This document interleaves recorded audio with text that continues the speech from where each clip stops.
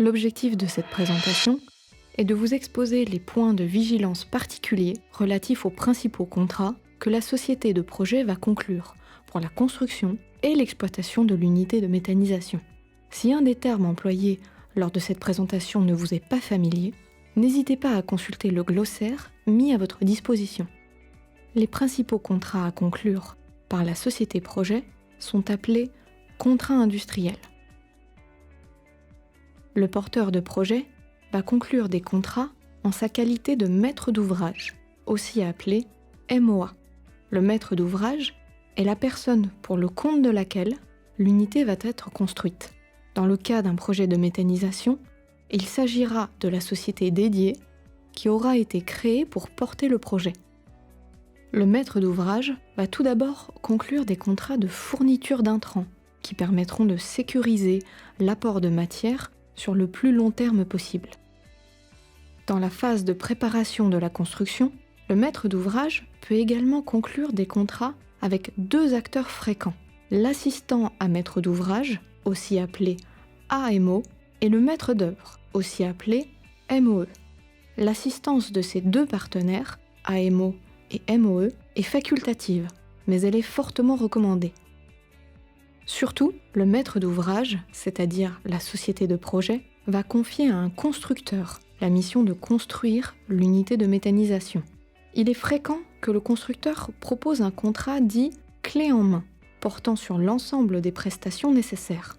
Le contrat clé en main est facultatif.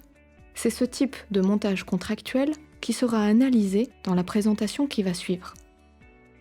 Enfin, le maître d'ouvrage, qui sera devenu exploitant de l'unité de méthanisation, conclura un ou plusieurs contrats avec des entreprises de maintenance. Cette maintenance, qui peut être préventive et ou curative, peut porter sur certains équipements de l'unité ou sur l'unité dans sa globalité. C'est ce que nous verrons plus loin. Il faut bien situer le rôle du maître d'ouvrage à l'égard des autres partenaires du projet. Il est important ainsi de bien détailler les missions de chacun afin que le chantier se déroule de façon sérieuse et qu'en cas de difficulté, il puisse y avoir un partage clair de responsabilités. Le maître d'ouvrage a un rôle central, car il est à l'origine du projet et c'est pour son compte qu'il sera réalisé. Le maître d'œuvre, appelé MOE, a un rôle totalement différent, bien que son nom soit proche de celui du MOA. En effet, le maître d'œuvre a pour mission de répondre techniquement aux besoins exprimés par le maître d'ouvrage et de piloter l'ensemble du projet en phase d'étude et souvent aussi en phase chantier. L'assistant à maître d'ouvrage, l'AMO, n'assure pas le même rôle, puisqu'il est quant à lui chargé d'assister le maître d'ouvrage sur certains aspects techniques, administratifs ou financiers. Il n'est pas là pour assurer des prestations techniques, ni répondre aux besoins techniques du maître d'ouvrage comme le fait un maître d'œuvre. S'agissant du constructeur, et toujours dans l'hypothèse d'un contrat de construction clé en main, il s'agit de l'entreprise qui réalise l'unité de méthanisation, en faisant appel ou non à des sous-traitants et à des fournisseurs d'équipements. La société de maintenance, ou le mainteneur, se verra chargé de la maintenance préventive ou curative de l'unité. Le contrat peut parfois porter sur des équipements seuls, par exemple le moteur de cogénération, l'épurateur.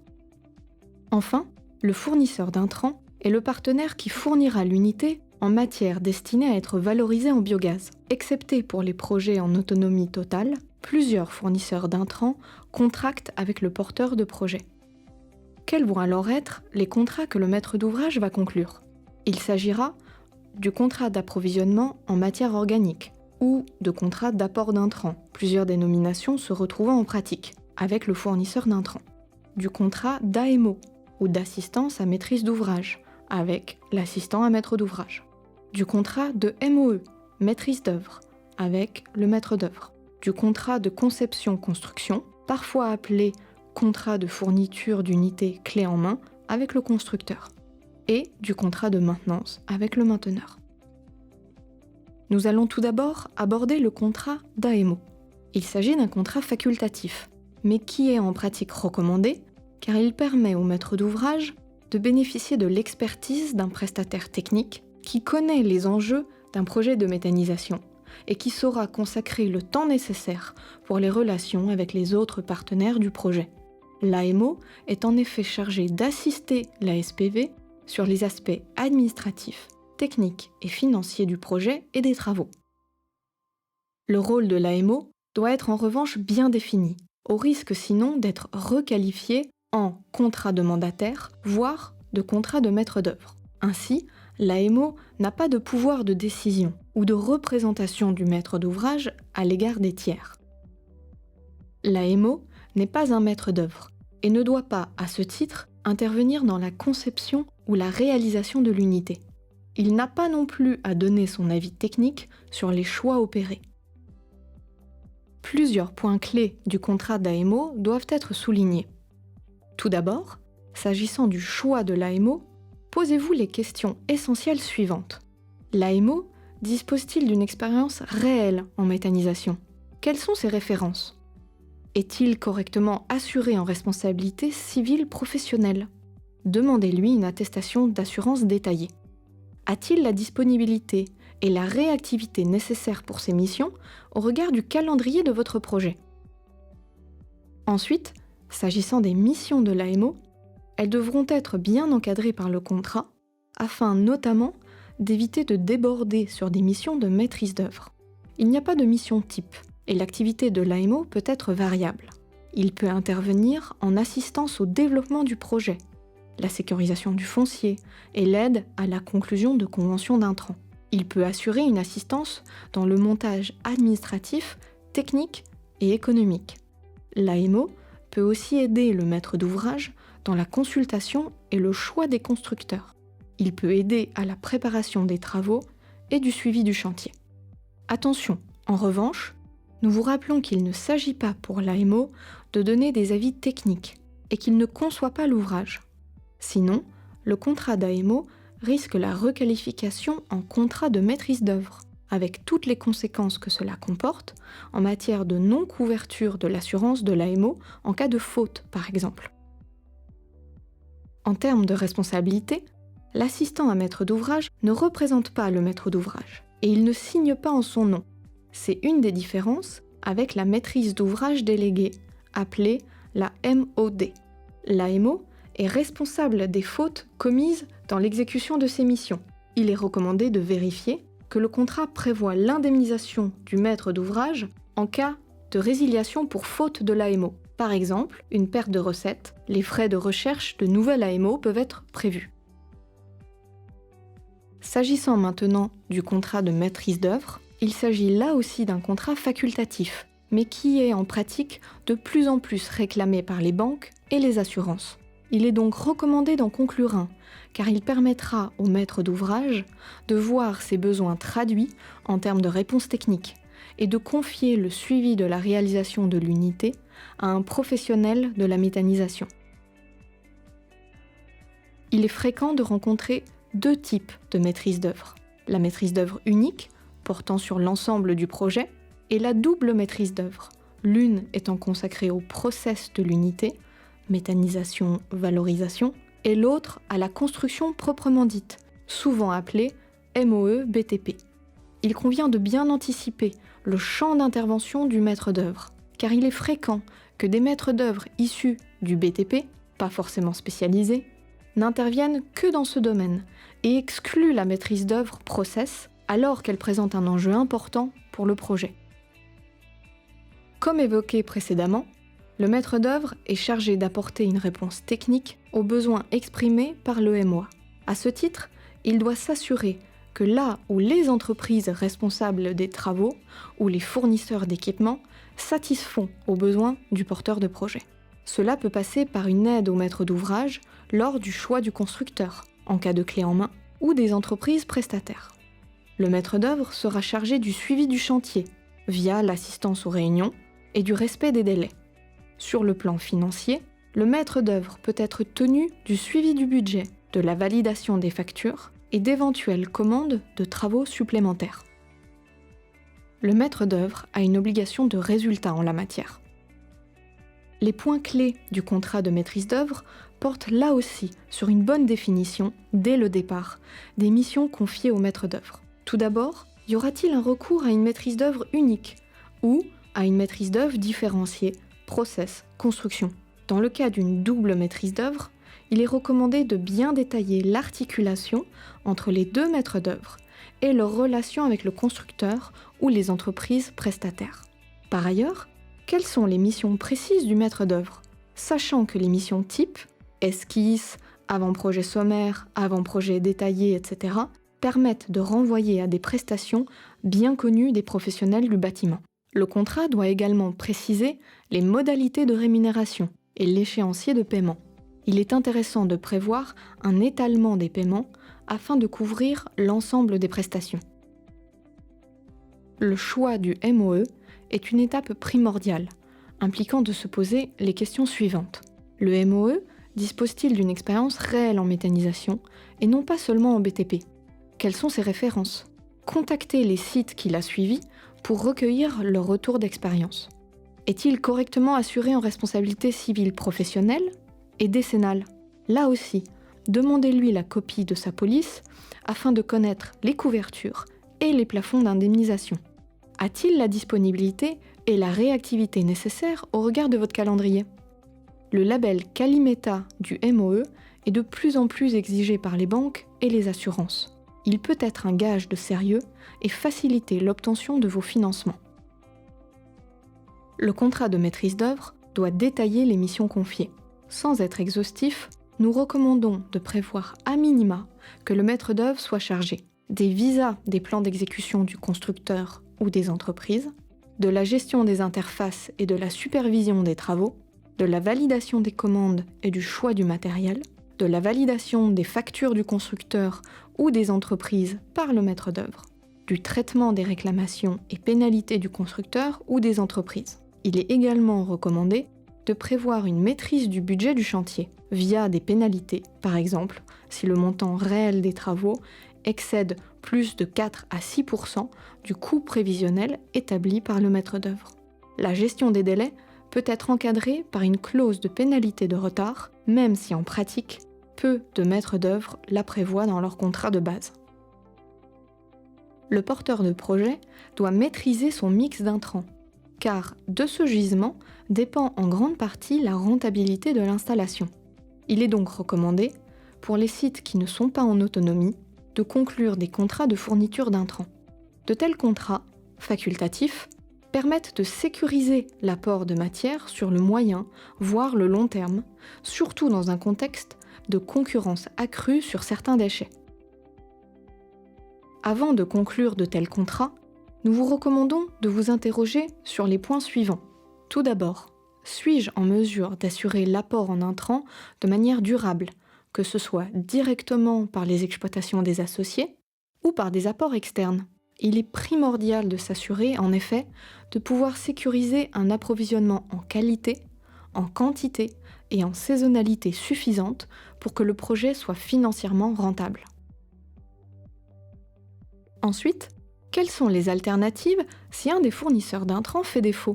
Dans une telle hypothèse, il faut prévoir un mix d'intrants et des sources d'approvisionnement de secours dans la mesure du possible. Comme vous le verrez, le modèle de contrat disponible dans la toolbox prévoit une renonciation à ce qu'on appelle la théorie de l'imprévision. Cette renonciation permet d'assurer une meilleure stabilité du contrat, mais il faut avoir en tête qu'en pratique, des imprévus peuvent survenir et qu'une renégociation des contrats d'apport peut avoir lieu. Enfin, est-ce que les intrants disponibles sont suffisants en termes de quantité, mais aussi et surtout de qualité, c'est-à-dire de pouvoir méthanogène, ce qui dépend du type de matière, de leurs conditions de stockage notamment. Il est recommandé de faire des analyses biologiques in situ, et non pas seulement sur des valeurs théoriques. La valeur méthanogène des intrants doit être en cohérence avec le business plan du projet, en amont, et avec les garanties de performance, plus en aval, dans le projet. Il est également recommandé de réaliser d'autres analyses d'intrants au fil du développement afin de rester sur des valeurs stables. L'importance des intrants devra vous conduire à être vigilant sur les points clés suivants. Est-ce que le fournisseur d'intrants est capable d'assurer un apport pérenne? Quel est l'équilibre économique recherché? S'agira-t-il par exemple d'un achat des intrants ou, comme on le voit souvent, d'une convention d'échange avec le digestat produit par l'unité et que le fournisseur pourra épandre sur ses terres. Ce sont des modalités à bien définir au départ, car le marché des intrants évolue vers une concurrence accrue. Si le prestataire se charge du transport, il est recommandé de vérifier les assurances de responsabilité civile professionnelle. Comme nous l'avons évoqué précédemment, il est essentiel de gérer l'approvisionnement en faisant vérifier le pouvoir méthanogène et de vérifier dans les contrats conclus que la périodicité, la quantité et la qualité des intrants sont détaillés. Si le site présente des accès particuliers, par exemple des horaires de passage spécifiques, il peut être judicieux de les rappeler dans le contrat. Certains intrants supposent des conditions de stockage et ou de préparation spéciaux qui peuvent impacter leur pouvoir méthanogène. Il est là aussi recommandé d'inclure une clause à ce sujet dans les contrats d'approvisionnement d'intrants. Si vous souhaitez donner plus d'efficacité aux obligations du contrat, il peut être utile de prévoir des pénalités en cas de retard de livraison ou d'apport d'intrants ne présentant pas la qualité requise. Il faut également toujours prévoir les modalités de sortie du contrat. Si vous êtes contraint de mettre fin au contrat par la faute du fournisseur, quels seront les coûts qu'il devra supporter ?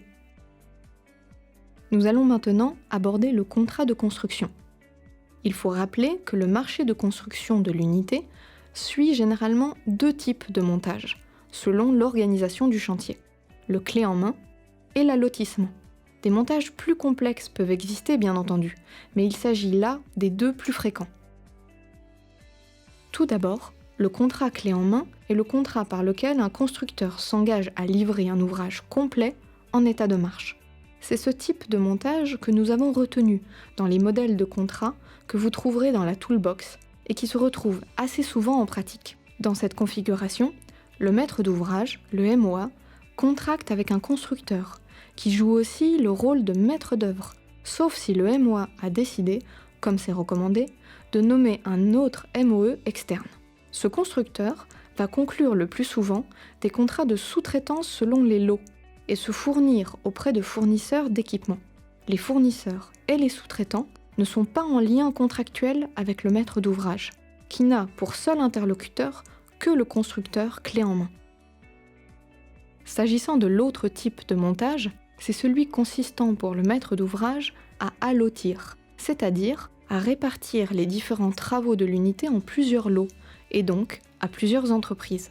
L'allotissement revient pour le maître d'ouvrage à conclure plusieurs contrats, portant le plus souvent sur les lots de l'unité, à savoir un lot process, un lot terrassement et VRD, un lot génie civil et bâtiment, un lot automatisme et électricité, et selon les besoins, un lot traitement des odeurs, un lot épuration, etc.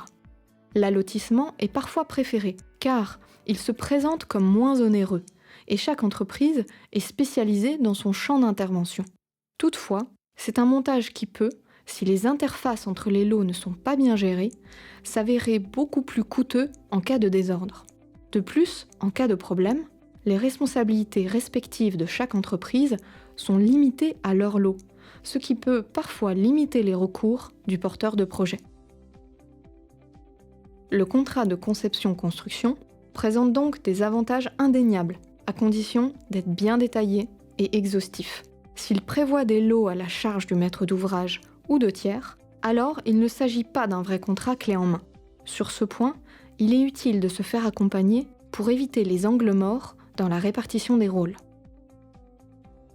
Schématiquement, il implique que la société projet, la SPV, éventuellement accompagnée d'un assistant à maître d'ouvrage, exprime ses besoins au constructeur. C'est au constructeur de proposer une solution technique adaptée et suffisamment détaillée, tenant compte des intrants disponibles et de leur pouvoir méthanogène. Le constructeur sera l'interlocuteur du maître d'ouvrage, même s'il fait appel à des sous-traitants et à des fournisseurs dont il reste responsable. Les points clés du contrat de construction sont nombreux. Aussi, nous n'allons aborder que les plus importants ici.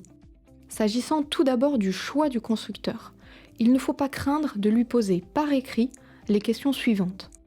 Quelle est son expérience réelle en matière de biogaz ? Quelles sont ses références analogues, même type d'intrant et puissance équivalente. N'hésitez pas à contacter les sites qu'il a réalisés. Une autre question porte sur le fait de savoir comment il est assuré en responsabilité civile professionnelle et en responsabilité civile décennale. Avec quel plafond annuel par sinistre et tout sinistre confondu? Ensuite, a-t-il la disponibilité et les équipes formées nécessaires pour ces missions? Et est-ce compatible avec le délai de mise en service de l'unité et les délais d'obtention des autorisations administratives?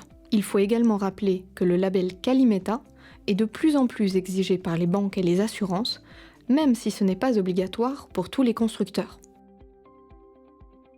Le contrat devra ensuite bien détailler les missions du constructeur, qui est chargé de la conception et de la construction d'une unité dans son ensemble, en état de marche et incluant l'ensemble des lots. Il est fortement recommandé de signer un calendrier de chantier. Le constructeur sera en charge d'organiser et de coordonner les travaux des sous-traitants éventuels et il contractera avec les fournisseurs d'équipements directement. Un point à vérifier porte sur les performances de l'unité et de son adéquation aux besoins du maître d'ouvrage. À ce titre, il est conseillé de fournir au constructeur une analyse du pouvoir méthanogène des intrants prévus pour l'alimentation de l'unité afin de conditionner sa performance ou de lui faire vérifier avant la signature du contrat. Les risques de dérapage du chantier peuvent être circonscrits grâce à des pénalités de retard et la performance de l'unité doit donner lieu à une garantie précise à charge du constructeur. En fin de chantier, lors de la réception, veillez à prendre le temps de vérifier que tous les équipements commandés dans le contrat sont présents. Il ne faut pas hésiter à relever les réserves, même mineures, et à les mentionner par écrit avec un délai imparti pour lever les réserves. Sachez enfin que les garanties légales classiques s'appliquent. Décennale de 10 ans sur certains ouvrages, garantie de parfait achèvement d'1 an et garantie de bon fonctionnement des équipements de 2 ans. Et ce, même si elles ne sont pas mentionnées dans le contrat. Le maître d'ouvrage va également conclure un ou plusieurs contrats de maintenance. Il ne s'agit pas d'un contrat obligatoire, mais il s'avère que les compagnies d'assurance conditionnent certaines polices à la conclusion de tels contrats sur l'unité ou sur certains équipements. En cas de désordre, l'absence de maintenance est parfois retenue contre le maître d'ouvrage par les experts judiciaires. La conclusion de tels contrats est donc fortement recommandée. La maintenance confiée par le maître d'ouvrage peut tout d'abord être préventive, c'est-à-dire qu'elle a lieu avant toute casse ou toute panne. Elle peut porter sur l'unité dans son ensemble ou être limitée à un équipement, cogénérateur ou épurateur par exemple. Il est recommandé de bien vérifier que le contrat détaille la liste des tâches à charge du mainteneur, la périodicité et que les pièces, main-d'œuvre et déplacements nécessaires sont bien compris dans le prix. Le contrat peut aussi porter sur la maintenance curative, qui sera mobilisée en cas de panne ou de casse. Le plus important en la matière est que le contrat prévoit des délais contractuels de réaction, soit à distance, soit sur site. Des pénalités permettront de s'assurer de l'efficacité des obligations du mainteneur. Enfin, même en maintenance, il est recommandé de solliciter une attestation d'assurance. Les contrats de maintenance prévoient souvent des garanties de performance qu'il faut décortiquer, car si les exclusions de garantie sont trop nombreuses, alors cela vide la garantie de son efficacité. La valeur garantie doit être compréhensible et facilement vérifiable.